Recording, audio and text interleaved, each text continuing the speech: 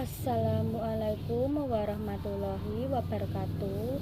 Perkenalkan, nama saya Desi Fitri Santika, NIM 20200300029, program studi dari S1 Gizi.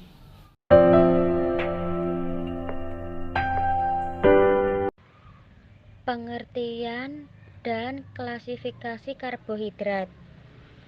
Karbohidrat adalah turunan aldehida atau keton yang memiliki rumus umum CH2ON, misalnya glukosa, dengan rumus molekul C6H12O6. Karbohidrat merupakan zat padat yang berwarna putih yang sukar larut di dalam pelarut organik.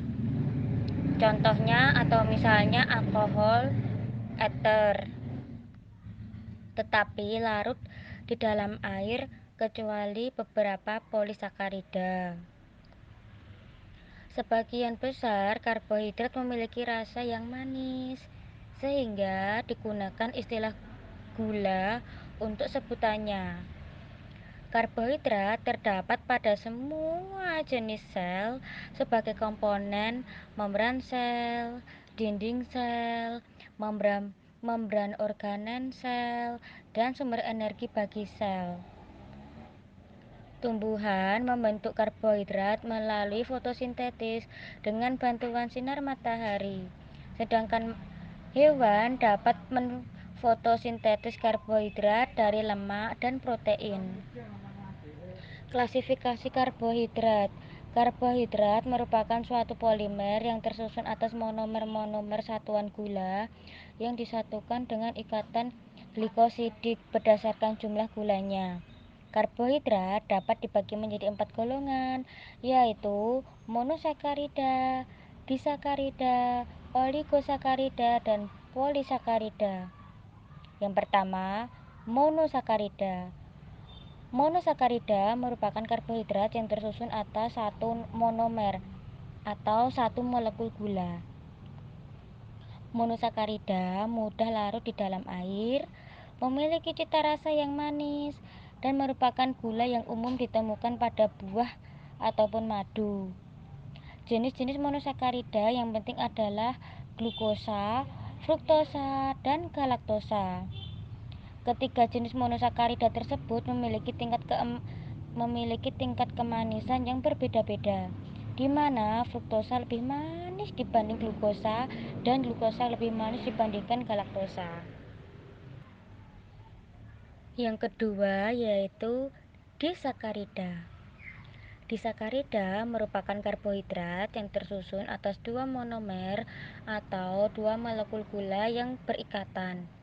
Disakarida mudah larut di dalam air, berasa manis, dan merupakan gula yang paling banyak diproduksi di dalam pemakaian industri. Sukrosa atau juga disebut dengan gula meja.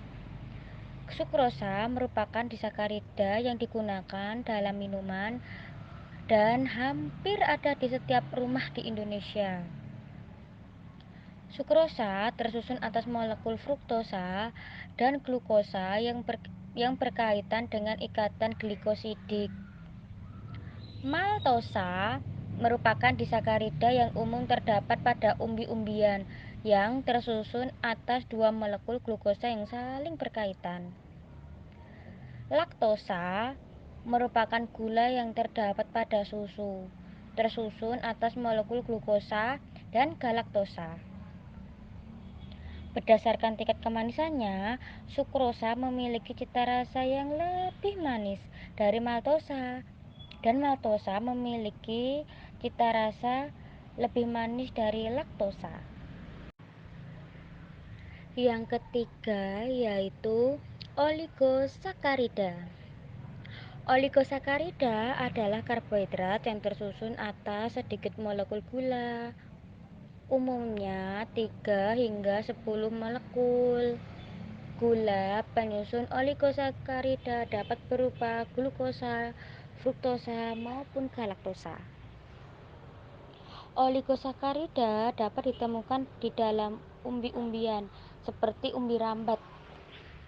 Karena sifatnya yang sulit dicerna, oligosakarida akan menjadi medium pembunuhan bakteri, sehingga banyak menghasilkan gas-gas yang keluar dalam bentuk kentut. Contoh oligosakarida adalah rafinosa, 3 molekul gula yang tersusun atas molekul galaktosa, glukosa, dan fruktosa. Yang keempat, polisakarida. Polisakarida merupakan karbohidrat yang tersusun atas banyak monomer atau banyak molekul gula. Pada umumnya tidak berasa manis. Amilum, selulosa, dan glikogen adalah polisakarida yang umum di dalam kehidupan sehari-hari. Amilum atau pati merupakan cadangan makanan tumbuhan yang dapat diperoleh dari batang, biji, maupun umbi-umbian. Amilum tersusun atas banyak molekul glukosa yang berkaitan dengan ikatan alfa 1,4 glikosidik. Selulosa merupakan komponen penyusun dinding sel tumbuhan dan bakteri. Selulosa di dalam sayuran dikenal dengan istilah serat makanan. Selulosa tersusun atas molekul glukosa yang disatukan dengan ikatan beta 1,4 glikosidik. Glikogen merupakan cadangan makanan pada hewan yang disimpan di dalam hati dan otot. Glikogen tersusun atas molekul glukosa yang disatukan dengan ikatan alfa 1,4 glikosidik. Glikogen dan amilum tersusun atas glukosa dengan jenis ikatan yang sama. Perbedaan antara kedua karbohidrat ini adalah pada bentuk polimernya. Polimer glikogen memiliki banyak sekali percabangan, sedangkan amilum memiliki lebih sedikit percabangan. Amilum dan selulosa sama-sama tersusun atas molekul glukosa dengan perbedaan pada jenis ikatan yang terbentuk. Ikatan alfa 1,4 glikosidik pada amilum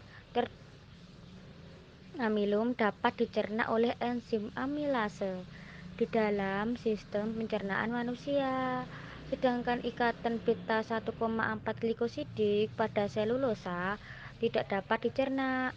Oleh sebab itu, selulosa pada makanan akan menumpuk di usus besar dan sangat bermanfaat untuk memadatkan feses dan mempermudah keluarnya feses. Karbohidrat di dalam tubuh makhluk hidup memiliki beberapa fungsi atau kegunaan sebagai berikut. Yang pertama, sumber energi. Yang kedua, cadangan makanan. Ketiga, komponen membran dan dinding sel. Yang keempat, menjaga kadar gula di dalam darah tubuh manusia.